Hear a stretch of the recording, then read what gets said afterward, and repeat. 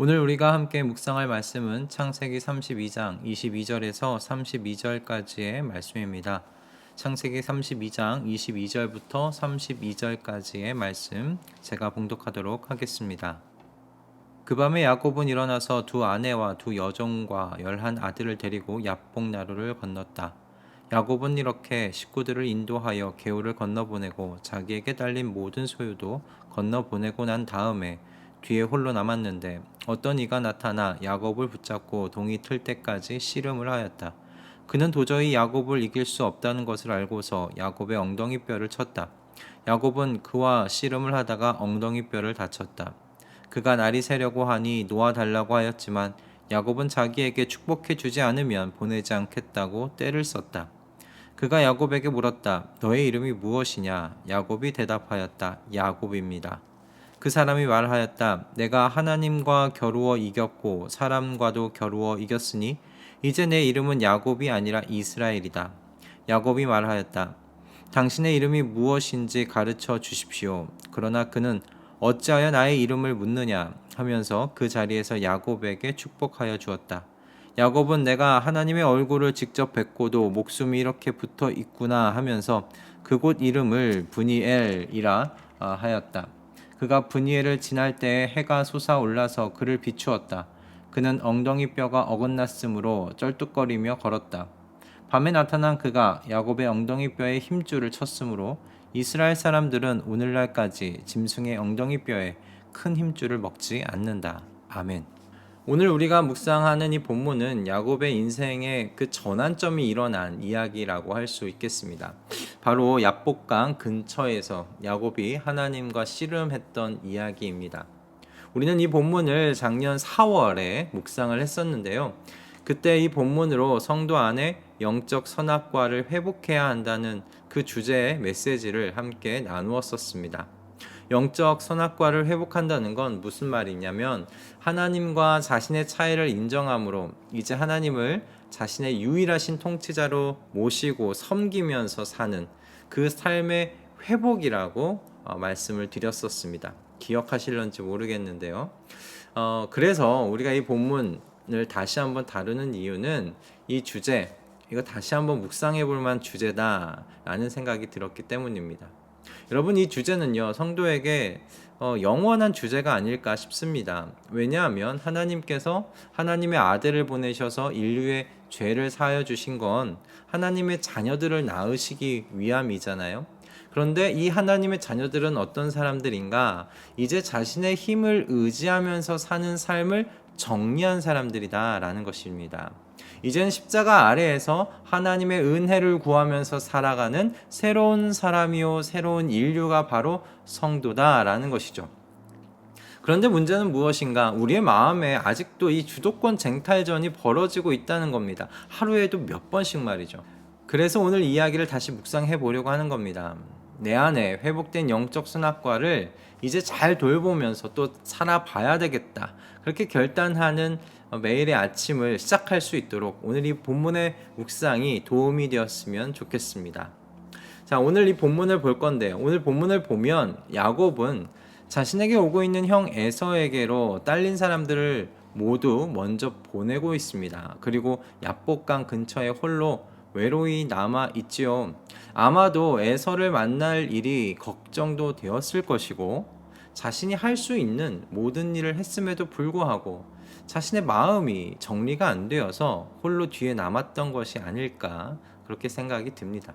그런데 바로 그곳으로 뜻하지 않는 분이 찾아오십니다. 성경은 그분을 여호와 하나님이라고 소개하고 있습니다. 야곱은 바로 이 하나님과 씨름을 합니다. 야곱이 얼마나 자신의 힘과 능력으로 살아왔던지 성경 본문에는 하나님께서 이길 수 없다고 판단하시고 그의 엉덩이 뼈를 내리치셨다라고 그렇게 기록하고 있어요. 그런데 여러분, 이 씨름을 할 때 이 엉덩이 뼈는 힘의 균형을 유지하는 역할을 한다고 합니다. 때문에 바로 힘의 균형을 유지하는 역할을 하는 그곳을 내리쳤으니 이제 야곱 어떻게 되겠습니까? 자신의 힘으로 이겨보기 위한 씨름을 할 수 없는 상태가 됩니다. 씨름할 수 없는 몸이 되는 거예요. 그럼 이제 야곱이 할 수 있는 게 무엇일까요? 오늘 본문의 말씀과 같이 이야기와 같이 하나님의 은혜를 바라며 하나님을 붙들고 늘어지는 것 외에는, 때를 쓰는 것 외에는, 내게 은혜를 주십시오, 내게 복을 주십시오, 그렇게 잡고 늘어지는 것 외에는 야곱이 할 수 있는 것이 없지요. 그래서 매튜 헨리라는 주석가는 이 부분의 주석을요 이렇게 이야기했습니다. 야곱이 육체적인 한계를 체험하고 나서야 비로소 영적인 힘을 사용하기 시작하였다. 여러분, 영적인 힘이 무엇입니까? 하나님을 온전히 바라고 그분의 은혜를 구하며 그분을 붙들고 사는 것이 영적인 힘이라고 지금 이야기하는 겁니다. 여러분, 야곱이 얼마나 수완이 좋았던 사람입니까? 형 에서를 속이고 삼촌 라반을 속여 불을 쌓았습니다. 물론 그가 속이기만 한 것은 아니죠. 야곱은 부지런한 사람이었고요, 성실했던 사람이었고요, 책임감이 강했던 사람이었습니다. 그러나 그는 자신의 이 수완을 의지하면서 살았던 인물입니다. 그런데 이제 그가 야복강 근처에서 자신의 힘으로 씨름하던 삶에서 하나님의 은혜만을 구하며 그 은혜를 구한 데 씨름하는 새로운 삶으로 이제 시작하게 되었다라는 것입니다. 이렇게 새로운 인생을 시작하게 된 야곱에게 하나님께서 이스라엘이라는 이름을 붙여주십니다. 다시 지어주시는 것이죠. 야곱의 이름을 이스라엘이라고 개명하여 준 데에는 이게 상징적인 의미가 있습니다. 왜냐하면 이름을 지어줄 수 있는 건 상대방보다 높은 위치에 있는 사람만이 할 수 있는 것이기 때문에 그렇습니다. 제 아들이 저의 이름을 지어줄 수는 없잖아요. 제가 아들의 이름을 짓는 것이죠. 즉, 다시 말씀드리면 이름을 받는 자에 대한 통치권, 다스림, 이것을 가지고 있는 사람만이 할 수 있는 일입니다.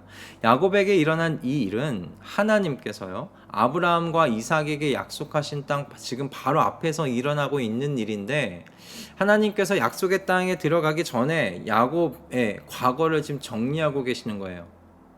이제 그가 이스라엘이 되었어요. 더 이상 자신의 힘으로 살아가는 것이 아니라 하나님의 은혜를 구하고 의지하고 오직 하나님만을 마음과 뜻과 정성을 다해 붙들고 사는 사람 된 것이죠. 야곱에게 일어난 이 일이 신약에 들어와 우리에게는 십자가 아래에서 일어났습니다. 야곱에게 야복강이 있다면 오늘날 성도에게는 십자가가 있는 것이죠. 존 버년의 그 철로 역정이라는 책을 여러분 보시면 십자가는 주인공 크리스찬이 무거운 죄의 짐을 벗어버리는 장소로 나옵니다. 그리고 이제 하나님의 도성을 향해, 하나님의 나라를 향해 본격적으로 여행을 시작하게 되는 시작점이 되는 곳이, 출발점이 되는 곳이 이 십자가입니다. 그래서 다시 표현해 보자면 십자가는요 하나님께서 약속하신 하나님 나라의 국경선이라고 표현할 수 있지 않을까 싶습니다. 성도는 바로 이 십자가 아래에서요 내 인생의 주도권을 내려놓는 겁니다. 십자가 이 아래에서요 하나님의 은혜를 구하는 새로운 사람이 되는 겁니다. 그래서 사도 바울은 십자가는 내가 그리스도와 함께 죽는 곳이라고 이야기했고요, 이제 내 안에 그리스도께서 사시기 시작하는 장소라고 이야기합니다. 하나님께서는 야곱에게 일어난 그 일을 저와 여러분에게 똑같이 행하십니다. 십자가 아래에서요. 그 십자가 아래에서 어떻게 하시는가? 우리의 엉덩이 뼈를 치십니다. 우리의 환도뼈를 치시는 겁니다. 여러분이 의지하는 힘의 근원을 치시는 겁니다. 세상의 눈으로 볼 때 하나님의 이 행위 너무 잔인해 보입니다. 여러분, 야곱이 이제 평생을 절뚝발이로 살아가야 됩니다. 다시는 정상인처럼 걸을 수 없어요. 다시는 정상인처럼 뜀박질할 수 없어요. 잔인해 보이지 않습니까? 그러나 야곱도 그렇게 생각할까요? 저는 아니라고 생각합니다. 자신의 절뚝거리는 발을 보며 이렇게 생각하지 않을까요? 하나님을 의지하게 해주신 하나님 감사합니다. 하나님을 붙들며 사는 새 인생을 주셔서 감사합니다. 그렇게 하나님을 찬양하고 또 찬양할 겁니다. 하나님께서 여러분의 환도뼈를 치실 때 영적 눈으로 이 사실을 바라보실 수 있기를 바랍니다.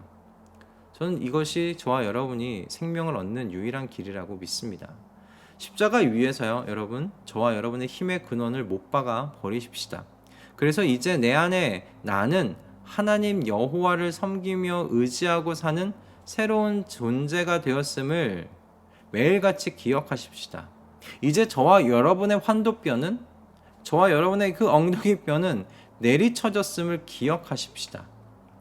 야곱과 같이 그래서 끈질기게 주님의 은혜만을 먹고 살겠다고 다짐하면서 사는 매일 아침 되겠다고, 그런 매일 아침을 시작하겠다고 우리 모두 오늘 아침 함께 기도하시면서 이 한날을 시작하실 수 있기를 주님의 이름으로 축복합니다. 기도하겠습니다. 주님, 오늘 야복강 근처에 있었던 야곱과 하나님의 씨름 이야기를 다시 묵상했습니다. 이 이야기 속에서 우리의 환도뼈도, 우리의 엉덩이뼈도 야곱과 같이 주님 앞에 내리쳐졌음을 고백합니다. 그래서 이제 더 이상 내 안에 내가 사는 것이 아니라 나의 유일하신 통치자이시며 은혜의 근원이 되시는 하나님만이 사신다 고백합니다. 하나님, 이것이 얼마나 감사한 일인지요. 내 손에 힘을 의지하며 사는 인생은 염려와 두려움과 떨림의 연속이지만 주님을 의지하면서 사는 인생은 소망과 희망과 기쁨의 인생이 되니 말입니다. 주님, 우리에게 이와 같은 복된 인생의 길을 걷게 해주셔서 감사합니다. 그래서 우리에게 주신 모든 일에 감사합니다. 예수 그리스도의 이름으로 기도드립니다. 아멘.